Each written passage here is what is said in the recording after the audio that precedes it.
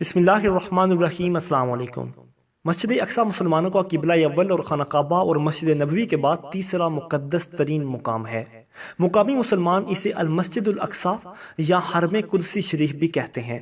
یہ مشرقی یروشلم میں واقع ہے جس پر اسرائیل کا قبضہ ہے۔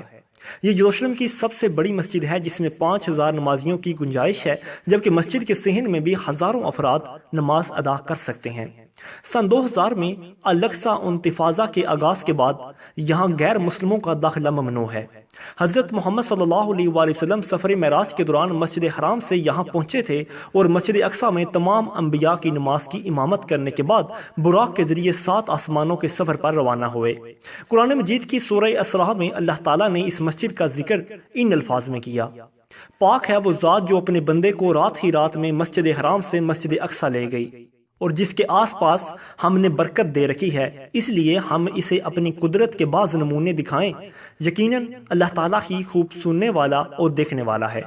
احادیث کے مطابق دنیا میں صرف 3 مسجدوں کی جانب سفر کرنا باعث برکت ہے، جن میں مسجد حرام، مسجد اقصی اور مسجد نبوی شامل ہیں۔ حضرت ابو ذر سے حدیث مروی ہے کہ میں نے رسول اللہ صلی اللہ علیہ وآلہ وسلم سے پوچھا کہ زمین میں سب سے پہلے کون سی مسجد بنائی گئی؟ تو حضور صلی اللہ علیہ وآلہ وسلم نے فرمایا کہ مسجد حرام یعنی بیت اللہ۔ تو میں نے کہا کہ اس کے بعد کون سی ہے؟ تو حضور صلی اللہ علیہ وآلہ وسلم فرمانے لگے کہ مسجد اقصی۔ میں نے سوال کیا کہ ان دونوں کے درمیان کتنا عرصہ ہے؟ تو نبی کریم صلی اللہ علیہ وآلہ وسلم نے فرمایا کہ 40 سال۔ پھر جہاں بھی تمہیں نماز کا وقت آ جائے نماز پڑھ لو، کیونکہ اسی میں فضیلت ہے۔ مسجد اقصی مسلمانوں کا قبلہ اول ہے اور معراج میں نماز کی فرضیت 16 سے 17 ماہ تک مسلمان مسجد اقصی کی جانب رخ کر کے ہی نماز ادا کرتے رہے۔ اس کے بعد تحویل قبلہ کا حکم آنے کے بعد مسلمانوں کا قبلہ خانہ کعبہ بن گیا۔ جب حضرت عمر فاروق رضی اللہ تعالیٰ عنہ کے دور میں مسلمانوں نے بیت المقدس فتح کیا تو حضرت عمر رضی اللہ تعالیٰ عنہ نے شہر سے روانگی کے وقت صحرا اور براق باندھنے کی جگہ کے قریب مسجد تعمیر کرنے کا حکم دیا، جہاں انہوں نے اپنے ہمراہیوں سمیت نماز ادا کی تھی۔ مسجد اقصی سے بالکل قریب ہونے کی وجہ سے یہی مسجد بعد میں مسجد اقصی کہلائی، کیونکہ قرآن مجید کی سورہ بنی اسرائیل کے آغاز میں اس مقام کو مسجد اقصی کہا گیا ہے۔ اسی دور میں بہت سے صحابہ نے تبلیغ اسلام اور اشاعت دین کی خاطر بیت المقدس میں اقامت اختیار کی۔ مسجد اقصی کا بانی حضرت یعقوب علیہ السلام کو مانا جاتا ہے اور اس کی تجدید حضرت سلیمان نے کی۔ بعد میں خلیفہ عبد الملک بن مروان نے مسجد اقصی کی تعمیر شروع کرائی اور خلیفہ ولید بن عبد الملک نے اس کی تعمیر مکمل کی اور اس کی تزئین اور آرائش کی۔ عباسی خلیفہ ابو جعفر منصور نے بھی اس مسجد کی مرمت کرائی۔ پہلی صلیبی جنگوں کے بعد جب عیسائیوں کا بیت المقدس پر قبضہ ہو گیا تو انہوں نے مسجد اقصی میں بہت زیادہ رد و بدل کیا۔ انہوں نے مسجد میں رہنے کے لیے کئی کمرے بنا لیے اور اس کا نام موبد سلیمان رکھا۔ نیز متعدد دیگر عمارتوں کا اضافہ کیا جو بطور جائے ضرورت اور اناج کی کوٹھیوں کے استعمال ہوتی تھیں۔ انہوں نے مسجد کے اندر اور مسجد کے ساتھ ساتھ گرجا بھی بنا لیا۔ سلطان صلاح الدین ایوبی نے 2 اکتوبر 1187 کو فتح بیت المقدس کے بعد مسجد اقصی کو عیسائیوں کے تمام نشانات سے پاک کیا اور محراب اور مسجد کو دوبارہ تعمیر کروایا۔ مسجد اقصی کا نام اطلاق پورے حرم قدسی پر ہوتا ہے، جس کے اندر سب عمارتیں جن میں اہم ترین قبۃ الصخرۃ ہے جو اسلامی طرز تعمیر کے شاندار نمونوں میں شامل ہے۔ تاہم آج کل یہ نام حرم کے جنوبی جانب واقع بڑی مسجد کے بارے میں کہا جاتا ہے۔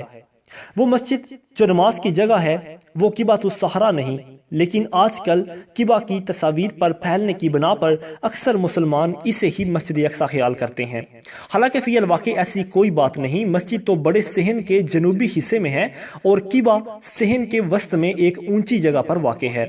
زمانہ قدیم میں مسجد کا اطلاق پورے صحن پر ہوتا تھا اور اس کی تائید امام ابن تیمیہ کے اس بیان سے بھی ہوتی ہے کہ مسجد اقصی اس ساری مسجد کا نام ہے جسے سلیمان علیہ السلام نے تعمیر کیا تھا، اور بعض لوگ اسے مصلی یعنی نماز پڑھنے کی جگہ کو، جس کو حضرت عمر بن خطاب رضی اللہ تعالیٰ عنہ نے اس کی اگلی جانب تعمیر کیا، جسے اقصی کا نام دینے لگے ہیں۔ اس جگہ میں جسے عمر بن خطاب رضی اللہ تعالیٰ عنہ نے تعمیر کیا تھا، نماز پڑھنا باقی ساری مسجد میں نماز پڑھنے سے افضل ہے۔ بیت المقدس 1 اگست 1967 کو اسرائیلی قبضے میں چلا گیا، جو آج تک جاری ہے۔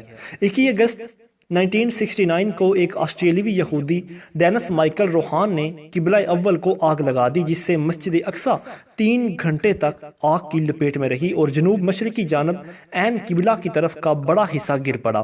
محراب میں موجود ممبر بھی نظر آتش ہو گیا، جسے سلطان صلاح الدین ایوبی نے فتح بیت المقدس کے بعد نصب کیا تھا۔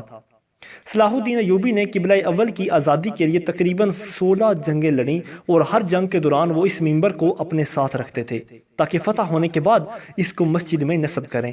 اس المناک واقعے کے بعد خواب غفلت میں ڈوبی ہوئی امت مسلمہ کی آنکھ ایک لمحے کے لیے بیدار ہوئی اور سانحے کے تقریباً 1 ہفتے بعد اسلامی ممالک نے متعمر عالم اسلام یعنی OIC، جسے آرگنائزیشن آف اسلامک کوآپریشن، قائم کر دی۔